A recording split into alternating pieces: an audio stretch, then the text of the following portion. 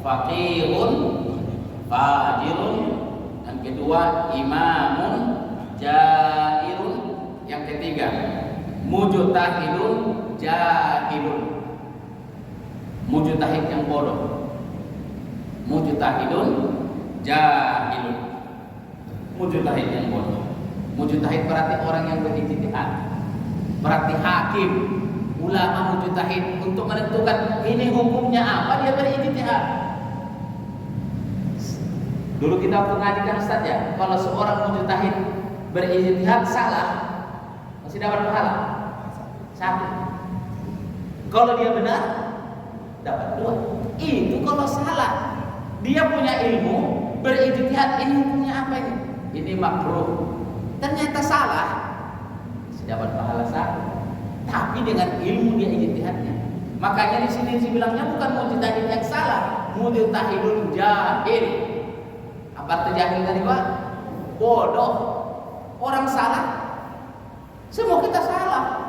Tapi kalau bodoh, tak punya ilmu, tak berilmu, berijtihad tapi tak ada ilmunya. Gak ada ilmunya. Iya kan? Gak ada ilmunya. Ini berbahaya. Kemarin hari Jumat saya menulis di Hikmah Republika, harga sebuah kebodohan. Nah, ini kaitannya sama yang ini. Jadi sebelumnya saya tulis perusak agama.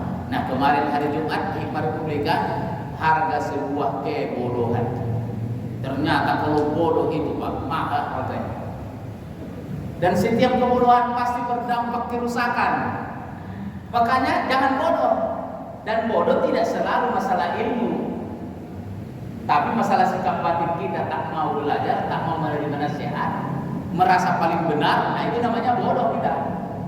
Karena pada saat kita lahir tak tahu apa-apa. Wallahu akhrajakum min butuni ummahatikum la ta'lamuna syai'an. Tidak tahu apa-apa. Enggak dibilang bodoh. Makanya kalau anak kita belum tahu, kau tahu siapa nama Presiden Prancis? Enggak tahu aku. Bodoh kali kau. Enggak boleh, Pak. Kau tahu apa arti idgham bi gunnah? Enggak tahu aku, Pak Guru. Bodoh kau. Kasih tahu dia. Pasti dia tahu. Jadi kalau orang tak tahu, kasih tahu. Dan itu bukan bodoh. Yang namanya bodoh itu tak mau dikasih tahu, tak mau mencari tahu, dan sok tahu. Dan tak mau belajar lagi kalau sok tahu. Nah, ini tahu, karena nggak tahu apa-apa. Itu namanya bodoh. Nggak mau belajar, nggak mau bertanya, nggak mau dengar nasihat. Dan bahayanya yang paling merusak agama adalah mujtahidun jahilun. Kenapa? Dia berijtihad hukum, tapi dia bodoh tentang itu. Makanya Rasulullah pernah membagi hakim itu ada 3 Pak. Hakim itu ada 3. Saya tulis al-qadau salatatu. Ini Ustaz sekalian. Isnani fil nar wa wahidun fil jannah. Hakim itu ada 3, 2 di neraka, 1 di surga. Ini Masya Allah, saya bilang. Ini kemarin yang saya tulis di ini, harga sebuah kebodohan. Hakim yang memutus dengan apa? Dengan ilmunya, maka dia di surga. Ya kan? Dia memutus dengan ilmunya dan dia benar, dia masih di surga. Hakim yang menentukan meskipun dia salah, hakim yang pertama di surga. Yang kedua, hakim yang dia tahu tapi hukumnya salah, zolim dia. Tahu dia ilmunya, tapi kan ada kepentingan politik, udah kita keluarkan hukumnya ini. Nah itu kemarin apa coba nggak rumit kita itu Mahkamah Konstitusi. Ketua Mahkamah Konstitusi dipecat. Bagaimana kita itu coba? Sama dengan ketua KPK. Coba di negeri mana ketua KPK-nya itu korupsi? Baru di negeri kita itu Pak, ngeri kali. Coba ketua Komisi Pemberantasan Korupsi, ketuanya yang korupsi. Dan kalau kata Bapak Samad itu, korupsi yang paling tinggi kedudukannya adalah memeras katanya. Jadi kalau cuma disogok itu yang bawah biasa. Tapi kalau sudah pejabat yang memeras bawahan atau orang, nah itu namanya korupsi paling tinggi, tingkat tinggi di situ. Nah yang masuk neraka lagi tadi, yang keduanya adalah hakim dengan kebodohannya memutuskan perkara. Makanya itu yang saya tulis kemarin, harga sebuah kebodohan. Kalau kita yang bodoh orang awam Pak, dampaknya apalah?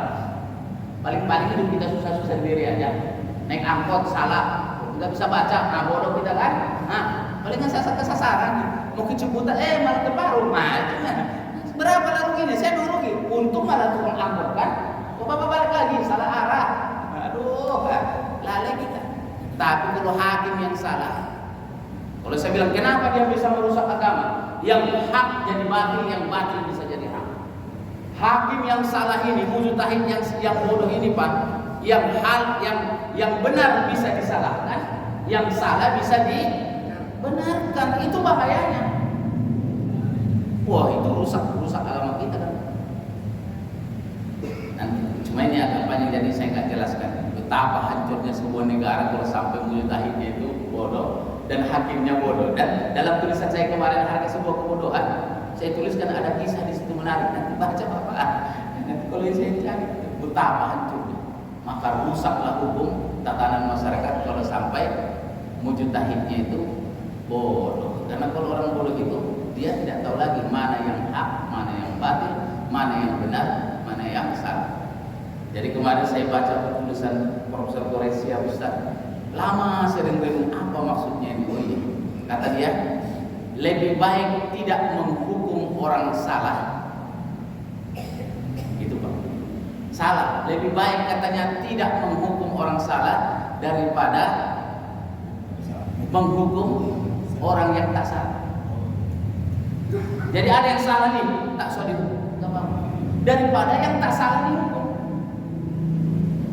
Wah, saya bilang iya juga. Lebih baik yang bersalah usah dihukum daripada yang benar dihukum. Dan ini Pak, makanya kalau saya bilang itu kan hakim itu kan wakil Tuhan di muka bumi. Saya sering ceramah di Pengadilan Negeri Jakarta Selatan. Saya bilang bapak-bapak hakim ini wakilnya Tuhan di muka bumi ini. Jadi kalau bapak salah memutuskan, nah, maka seperti itulah nasib manusia di muka bumi. Bapak bisa mengatakan yang ini salah dan ini benar. Tapi hebatnya mereka itu pernah ngaji juga. Ya Ustaz juga ngaji. Kalau ada 3 hakim, 2 di neraka, 1 di surga. Wah, berarti udah dalam nih. Gitu kan? Udah dalam nih. Tapi ada hakim yang disogok. Banyak. Ya kan? Hakim disogok, pengacara, polisi, jaksa, semuanya ada. Kenapa itu tadi? Nafsu kita. Mudah-mudahan lah Pak ya. Mudah-mudahan Allah berikan kita yang 3 hal ini. Makanya kalau dalam hadis yang lain itu Ustaz, dalam Ibnu Barak menyampaikan sinfani minan nas idza soluhan nas wa idza fasadan nas al ulama wal umara. 2 kelompok manusia apabila mereka itu baik, maka baiklah seluruh manusia. Dan kalau mereka itu jahat, buruk, rusak, maka rusaklah seluruh manusia. Al ulama wal umara. Ulama dan umar, pemimpin, imam. Mudah-mudahan selagi Allah masih jaga kita dengan ini, ulama kita insyaallah istiqomah. Amin. Karena itu tadi Pak Kiai ini selalu bilang, rusaknya masyarakat itu karena rusaknya umar. Jadi fasadul ra'iyah, fasadul umar.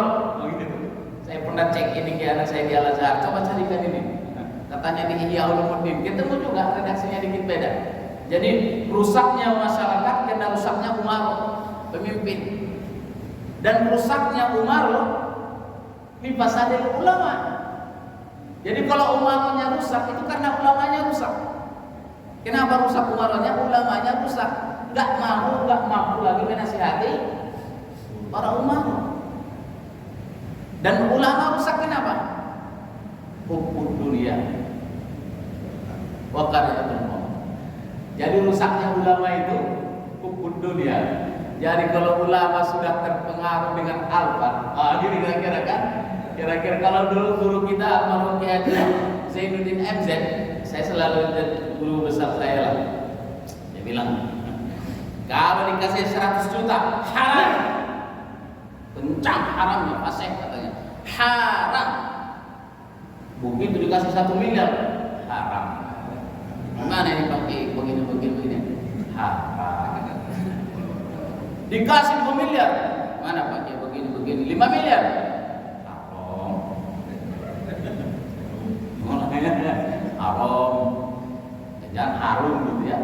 Dan terakhir dikasih katanya 100 miliar, 10 miliar, halal. Baru ubah. Kalau 100 miliar halal, udah pas ini. Nah kalau yang begini lah ulama kita kiai kita, maka rusaklah agama. Mudah-mudahan Allah jaga kita, jaga ulama kita. Amin. Saya kemarin mendengar wawancara Ki Haji Marzuki Master, apa yang ketua PBNU yang Jawa Timur yang dipecat itu, Marzuki Mustar apa ya? Oh itu, Mustar. Oh itu luar biasa. Entahlah itu urusan PBNU dengan beliau, nggak paham kita. Tapi dia bilang apa? Begitu saya diangkat jadi ketua PBNU Jawa Timur, ada yang langsung datang ke rumah bawa alpan katanya. Wah, aduh, kalau ustadz macam kita ini, jangankan alpan, kan? Innova pun goyang kita. Ustadz, ini begini nih Innova baru. Ini dibawa alpan katanya kan? Tapi dia bilang tak butuh apa alpan, nanti tak berkah, nanti bisa terungkuin. Coba kalau terimanya alpan, harganya berarti dia ini alpan. Nanti dibilang orang, oh itu kiai alpan itu. Kalau kita al-fatihah saja. Baik, Bapak Ibu sekalian, mudah-mudahan apa yang kita sampaikan ini bermanfaat buat kita. Mungkin ada yang salah, yang berlebih, maafkan. Nanti kita perbaiki, tanyakan kepada guru kita. Mudah-mudahan ini menjadi pengingat kepada kita semua. Tak menyebutkan nama kita tentang hal ini, tak menuduh siapapun kita tentang ini. Ini pesan nilai-nilai saja, bahwa yang merusak agama itu ada 3. Hati-hati kita, jangan sampai kita memilih orang-orang yang akan merusak agama kita. Karena kalau agama kita rusak, maka generasi rusak dan kehidupan dunia akhirat kita pun akan rusak. Semoga Allah berkahi kita semua, panjang umur, Allah sampaikan kita di bulan Ramadan sehingga kita nanti bisa beribadah kembali di bulan suci Ramadan. Ala hadhihi al-Fatihah. A'udzu billahi minasy syaithanir rajim. Bismillahirrahmanirrahim. Alhamdulillahi rabbil alamin. Arrahmanir rahim. Maliki yaumiddin. Iyyaka na'budu wa iyyaka nasta'in. Ihdinas siratal mustaqim. Siratal ladzina an'amta 'alaihim ghairil maghdubi 'alaihim waladdallin. Amin. Dulu dengan selawat. Allahumma shalli ala sayyidina Muhammadin tibbil qulubi wa dawaiha wa afiyatin abadani wa shifaiha wa nuri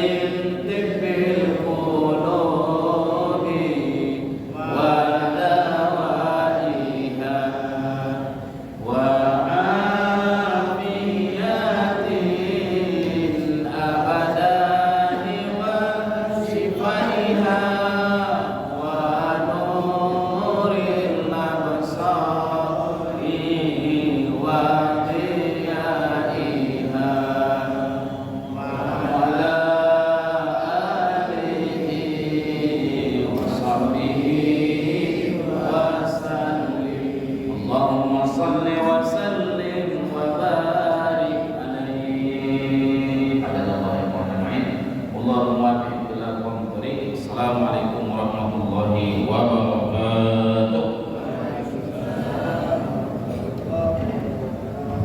Alhamdulillah baru saja selamat mengucapkan kesanan yang disampaikan oleh Kiai Haji Dr. Hasan Basbadu, yang intinya kita paham bahwa ada yang merusak agama, ada juga yang merusak agama. Kalau merusak agama itu terkandung dalam surat Al-Maun, sedangkan dia merusak agama dari tiga faqihul fajirun, imamun jahilun, dan mustahilun jahil. Mudah-mudahan ini bisa kita ingat, dan insya Allah kita akan memperhatikan mana yang mustahil jahil, mana yang imam otoriter, mana yang faqih fajir. Mudah-mudahan ini bisa kita simak bersama. Amin ya rabbal alamin. Untuk pembacaan kitab